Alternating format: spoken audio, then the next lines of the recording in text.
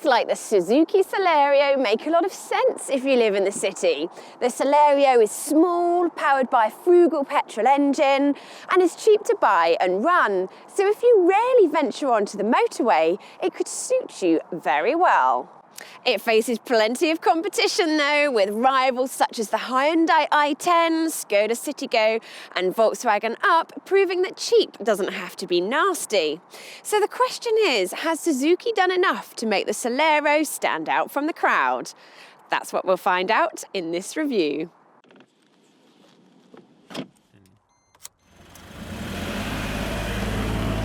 The only engine on offer is a 1-litre, 3-cylinder petrol with 67 brake horsepower.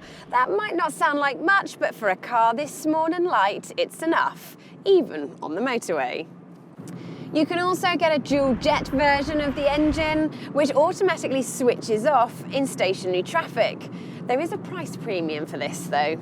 The Celerio's ride is pretty firm by city car standards, so you do feel more bumps than you would in a Hyundai i10 or Skoda Citigo. But in terms of handling, the Celerio impresses with its tight body control and decent grip, even though the steering is a bit vague. It would be unfair to expect a sub £10,000 city car to be the last word in refinement. And sure enough, there's a fair amount of road, wind and engine noise at speed. The Celerio's on-road manners, then, are best suited to town and not countryside. Let me give you a whistle-stop tour of the Celerio's interior. The driver's seat is easy to adjust, but could do with a little more back support. And the steering wheel has rake but no reach, so some people will find it difficult to find the right driving position. However, the dash is logically laid out with these simple rotary dials, so that's a plus point. The A-pillars being very slim and visibility out the back means it's also easy to park. On the downside though, it is built to a budget, and you can tell that because there's lots of hard, scratchy plastic everywhere. All versions of the Celerio come with DAB radio and CD player. If you go for the plusher SZ3 or SZ4, you get Bluetooth and also USB connectivity. Those of you who want a full touchscreen colour infotainment system unfortunately will be disappointed because it doesn't exist. So let's see how easy the Bluetooth is to use. So I've pressed the Bluetooth button. Bluetooth pairing. We've got a pass key now, so we're searching. Car audio. Pass key. Rebecca's iPhone connected. That is one of the quickest and most simple pairings I've actually done.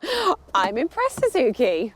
Despite its small size, there's plenty of space for front passengers in the Celerio, and storage is decent as well because the glove box is big enough for my small handbag, and there's somewhere to put your phone and a banana, although the door pockets are not big enough for a bottle. However, there are 2 cup holders just here.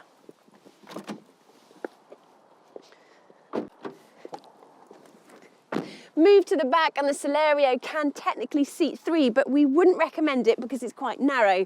I'll give you a demonstration. 1 person, 2 person, and the 3rd person. However, if you see it more as a 4-seater, then it's actually quite roomy by city car standards.